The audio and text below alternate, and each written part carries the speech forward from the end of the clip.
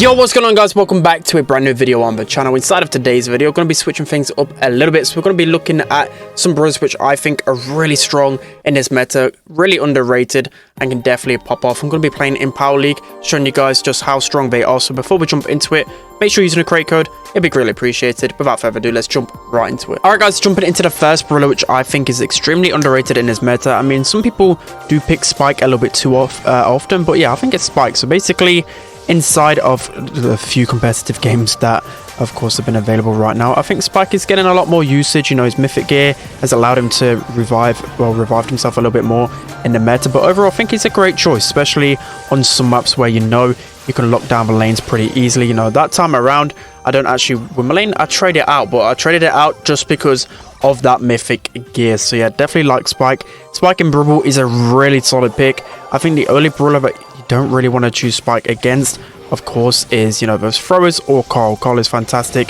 counter against that Spike. We can see here on the lane, I'm using Vision Gear Spike, and it's really helping me win my matchup. You can see there, I always knew where Russ was pretty much, of course, all of the time, and eventually I'm able to chip him down and win the matchup. So we can just push up right here. Spike has always been insane in Crystal Arcade. I mean, some matchups it was struggling a little bit. Like, I think Russ overall is probably a little bit better than the Spike, but yeah, should be able to stay behind his cactus hopefully and get the kill. Let's see if I can tank a little bit there. Nice. The cactus is going to keep us alive, and that's going to be the kill for us as well. So pretty much we're like 3-on-1 in our lane victories right here. See if we can get the max down as well. That super should allow us to probably get the roughs down as well. That super's so toxic. One connection onto them is just going to be enough to finish off the kill overall. This guy doesn't know how to dodge curveball Spike as well, and I think I have to stay alive here to keep our chances of winning even higher. So yeah, overall Spike definitely pretty underrated. So a lot of this will be a cuts up and whatever else, but I think I'll switch up the content a little bit,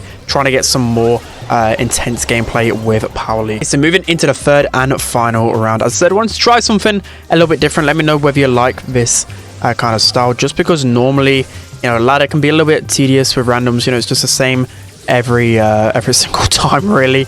I thought it'd be a lot more interesting to get the higher end. You know, I'm legendary too, so trying to show these underrated brawlers, you know, can actually have a lot of use. So unfortunately I don't really get much value out of my mythic gear right there. But again, if I can just consistently hit some shots onto any of the lane brawlers, I know where they are with the vision gear. So Max is doing a really good job of winning lane for Janet. I was doing a good job overall of keeping them back, but yeah, it's just so hard and getting overwhelmed by these brawlers. See if the mythic gear is going to help us out a little bit. It does help us scout out the Janet right here, and now we can start to push up. She is one shot, and that should be the kill onto her. Pretty nice. And now we can start to push up and dominate our lane. So again, Max is just being a nuisance in the middle. It's pretty hard for us to really deal with her. Nice super in from our Carl, and might be able to get some decent damage onto the Max. It looks like the Carl is switching matchups, and Janet is probably a bit of a better matchup for him. That's a really well-timed super from herself, and that's going to be the kill onto Ruffs. They're actually switching lanes right here. There's no point going over the far left side. I think Max actually isn't in there yet, so we may as well keep our distance with this Spike. Getting close to our super again. So once, okay, I don't think the Giant knows we have supers, so I think just keep duking things out, and eventually when the Giant starts to get close, we can use this super on top of her and just, okay, she's just going to use her super to get out of danger there. That's going to be Max pretty much dead, and hopefully the Carl can sweep up and get the gems. Nice takedown from the B, and that surely is going to be the win right there. The first game with Spike, pretty rusty on the Spike overall. Definitely could have played it a lot better, but I think he's definitely a strong matchup. Like, people, you know, myself included, can meme the use of Spike too much. You know, sometimes it's frustrating when people go like Spike in Bounty and Knockout, for example, but in Gem Grab and Brawl, he's actually pretty strong. So Spike definitely one of those pretty underrated brawlers by the top pros or just a higher end of Power League. Let's hop into the next one. Okay, so now jumping into the brawler, which I think is still pretty underrated. I know I said Meg was underrated in the last time I did this type of video, but I think she's secretly really strong. I played her a couple of times in Open Zone already on Hot Zone. That's going to be the main game mode you want to play her on, but she was just absolutely insane. I absolutely hard carried my team in the middle. She's so strong when it comes down to Hot Zone. You need to try her out. There's not many counters. They tried to pick a Spike to counter out the Meg, but trust me, I don't think that's going to be enough to stop her, especially when you get the cycle going. And I know she hasn't received like any buffs with the last update, but she did receive it a few updates ago, where she only needs 7 hits instead of 6 hits to get super. Doesn't sound like a lot, No, she needs 7 hits instead of 8 hits, sorry, but it doesn't seem like a lot, as I said, but trust me, anything just in regards to supercharge change to Meg is a big deal for her, because you know, remember when she used to be really OP, only used to take 6 hits to get her super, so just 1 is definitely going to allow you to cycle supers a lot easier. So struggling a little bit against Spike again. A brawler sometimes you can struggle against, but overall, as this Spike super goes, I'm going to pop this gadget right here. It's going to allow me to get a lot of pressure in a second, but just look at the sheer HP on this hot zone. Like, it's going to be so hard for the opponents to take me down consistently, and then even when they end up taking me down, I'm going to be popping back into my normal form, and then I can just recycle my super over and over again. So hopefully Griff does actually use his gadget right here to break it open. That'll definitely be pretty much good for us. He's getting really good position. That's going to be the Spike taken care of, and now we can heal up a little bit, wait for our gears to kind of charge, wait for our shield. Okay, no, B just says no to that one, but we can get our super again here. I'm just going to pop it straight away just so I can get some insane pressure, and I'm going to pop my gadget as well. And no, it's not really the best to pop it at full HP, but I just want as much pressure as possible. So you just see here, the Meg has just really allowed me and my team to win this game pretty much. This Griff is actually really annoying, healing every time I'm trying to kill him, but yeah, that's going to be the round winner right there. Pretty plain and simple. Again, we are literally playing at Legendary 2, so showing off how strong she is, literally at the highest of levels. And I picked her really early on in the draft as well. It weren't like it was a last pick or anything like that. You know, I picked her, I think, second or even first, which, you know, for the enemy side of things, they should be able to pick those harder counters against them. Still, she proves to be a really strong brawler. So again, they don't really want to feed her. You know, she's got decent range as well in the middle, fast movement speed, so I can keep juking in and out of any shots that want to come my way. Again, B with a charge shot, gotta be careful of that one, but just look at the amount of pressure again that you can provide. So one thing I was definitely inspired by, if you've seen Zeta play Meg at all in the World Finals, it's just insane the amount of pressure they can get with this brawler. You know, Ring of Fire, any hot zone map, Meg can single-handedly win you the game sometimes. So again, that's gonna be the Griff taken care of, and I was hoping I could get my damage swipe off. That's one really satisfying thing about Meg, is when a damage gear is popped in your mecha form, it can deal like, I can't remember, like 4k damage. Is pretty insane. So we should be able to get this Spike down right here. Actually gonna pop it right here. Some people tend to wait, but a lot of times I just like to use my mech as soon as possible. This was probably one of the bad scenarios where I use my mech because I got pretty much destroyed straight away. But see, all the attention is focused on myself. Unfortunately, I'm going to be pretty weak. Carl just get tapped a few times, so I'm going to wait to heal up a little bit here, just seeing as our teammate's already doing a good job. I'm just going to spam auto aim in the guy's face. Like, one thing I love about Meg is how secretly aggressive I can be as well, just to charge up my super.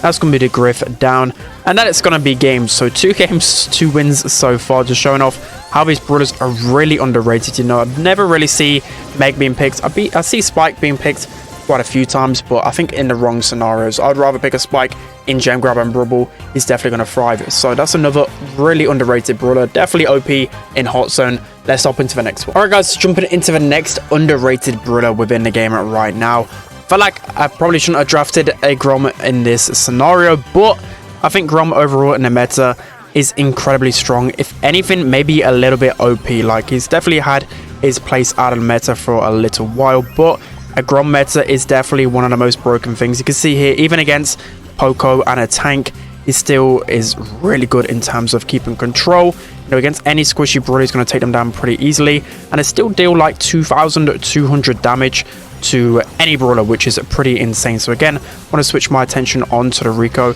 Should be able to get him down pretty easily in any map with, of course, a bunch of walls, or just anywhere you can kind of camp with a thrower. I think Grom honestly is probably the best thrower right now. He's so easy to connect shots onto all of the time. That's going to be my super basically back. That's going to be Rico dead as well. This gadget is actually pretty bonkers as well. It's going to be a super down onto the Ash as well. And considering again the composition, I've made it look somewhat pretty easy. Like, my teammates looked really angry. They were suggesting me like Ems or another brawler, but trust me, Grom is so easy to keep connecting your shots with.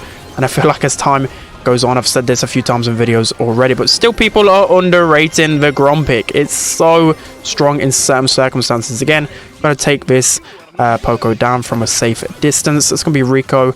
I was going to say that's going to be Rico dead. Going to use the gadget onto the Ash, so that's going to be him pretty weak as well. And we've got such a big percentage lead. Going to use my super onto these guys. Going to take the Ash down again. Unfortunately, I can't yet get onto the zone. Let's see if we can take... Okay, we finally die right here, but just saw how much value I got out of my life. He's just insane on knockout and bounty right now. And in the right matchup as a last pick, he can be incredibly strong. So, fortunately, this Ash is going to get a lot of value out of his rats. And that's going to be another super going my way. Going to use it against the Poker this time. I've actually mounted a little bit of a comeback, so we kind of need to focus up right here. Rico hasn't got any gadgets left. It's going to be Rico taking me down, unfortunately. Okay, looks like Chester isn't getting a lot of value, and we might actually lose this one. So maybe... I don't know what really happened there. We got so much control, but that definitely wasn't on my part. Like, I feel like I got such insane value overall. If anything, it was more so the Chester not being able to deal with any of those guys. But Grom, definitely underrated. Let's see if we can take the next 2 rounds. Okay, so now jumping into round number 3. So missed out on the win on round number 2. But this time again, the other thing that I was really struggling with was a bit of Ash pressure. But our teammate kind of gave up, so that's why we nearly lost round 2. But again, Grom is just so good at, you know, staying back and taking down brawlers like Rico. Those are brawlers that can easily basically 2-shot if you get in the edge of his X Factor star power. Like, I feel like they should have buffed him maybe in one of the ways they buffed him, right? Like, maybe just damage, maybe just with his projectile speed. But buffing him in both ways has just made him too strong. Like, if anything, you know, I'm saying underrated, but I honestly think he could be, again, silently a little bit overpowered. So that's going to be Poco and the Ash taken down, and they just can't do anything against this Grom. It's so hard to dodge the Grom now, and I feel like these guys have already given up because Grom is so incredibly toxic to face. If you haven't got like a really good assassin brawler or a wall break, you know, Grom's going to keep you in spawn so easily. Surge popping off right here. I'm just going to use my super to take down the Rico, and that is a GG, just showing off how incredibly broken this character could potentially be.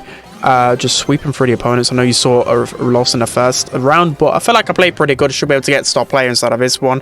If not, definitely made a really good mark on the map. But that's going to be another underrated brawler, Grom. Really strong. Alright guys, going to be it for today's video. Hope you enjoyed it. Let me know any other underrated brawlers you can think of. I was also going to do Colt as well. I accidentally picked it in Hot Zone and it went terrible, but I actually would say Colt's really underrated in Heist, but you have to be a skilled Colt. I see too many people pick Colt and just be terrible with him. But yeah, overall, I think these brawlers are still really strong and pretty underrated in terms of pick rate. So that's going to be it for today's video, guys. Hope you enjoyed it. Don't forget to like, comment, and subscribe, and I'll see you guys next time.